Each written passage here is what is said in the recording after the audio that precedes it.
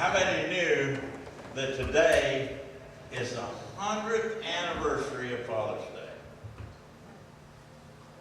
Oh, come on. Somebody had to know that. Were you there for birth? No. I was there myself. No, actually, today is the 100th, considered to be the 100th anniversary of Father's Day. A lady named Sonora Dodd of Spokane, Washington, came up with the idea of all places at a Mother's Day service.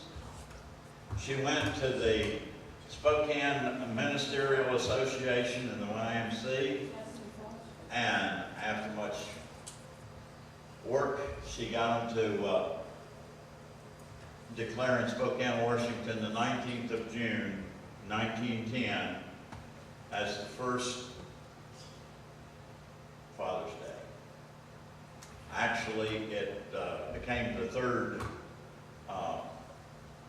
This fellow named Lyndon Johnson, who was the president, got it set to be the third Sunday. And then Congress in 1972 declared it a national holiday. The first president to actually recognize Father's Day, Woodrow Wilson, in 1916.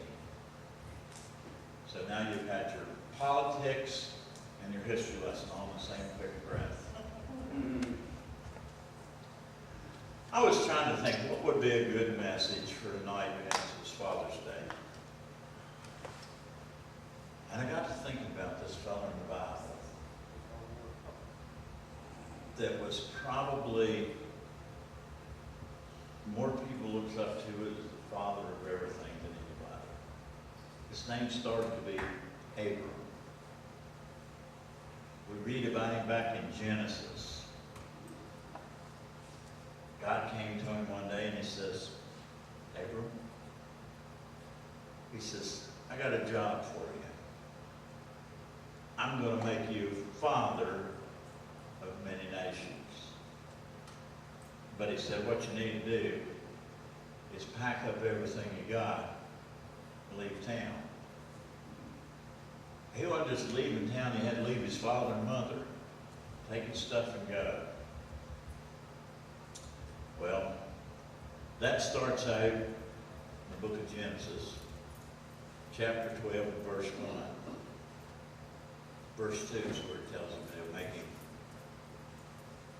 It says, I'll make you a great nation, I'll bless you, I'll make your name great, and you'll be a blessing.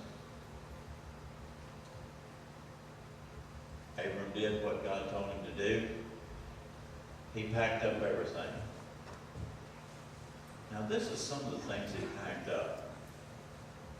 His wife, Sarah. His brother's son, Lot. It said that he had 318 trained fighting men. He gathered his cattle, sheep, goats, and other possessions. And at 75 years old, young in his case, he left and headed for this place called Canaan with an entourage that could have easily totaled 1,000 people. Because they had servants, they had just a tremendous amount of cattle and sheep. Now imagine, if God told you to pack up and leave, it probably wouldn't take any of us 1,000 people to carry our stuff away. Abram was very well blessed. Now,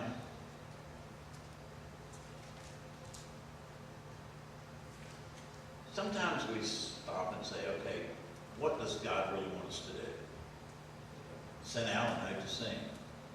Send somebody else out to preach. He sent somebody else out to play a mandolin and somebody else to sing. He sent somebody else out to be an electrician. All the jobs that God sends out for, he picks this guy and says, I'm going to make you father of many nations.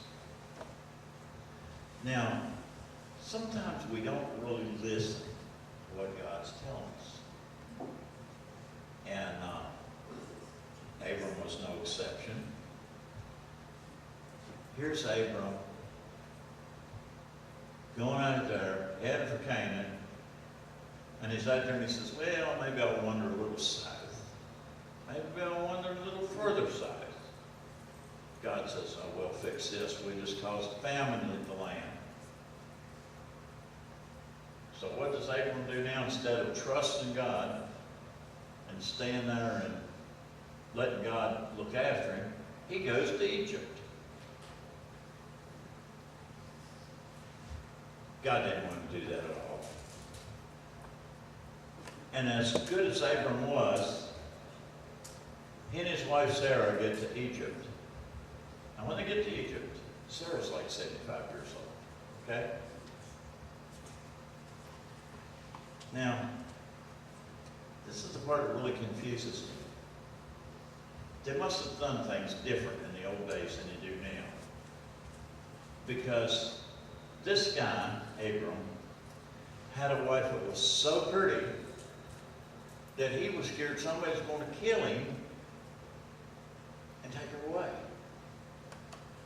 So he turned coward and he said, look, honey, we're going to make a deal here.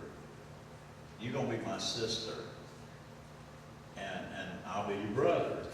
And that way they won't kill me in case he wants you for his wife.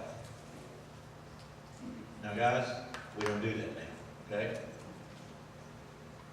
I don't care how ugly or how good looking she is. She's mine. She's not my sister, my wife. I just can't believe that Sarah went along with that. And realistically, there was a tiny bit of truth in it. Because actually, Abram's father was actually father to both of them, but they had different mothers. So there was a little truth in it. Well, Pharaoh, he took a liking to Sarah. And he showered Abram with gifts. He gave him cattle and all kinds of treasures. God says it's getting a little bit too messy here. So he created this plague, hit Egypt with it. Well, Pharaoh went to Abram and says, hey, I just found out this ain't your sister, it's your wife. And Pharaoh was pretty upset about it. So upset and so furious that he told him to get out of the country.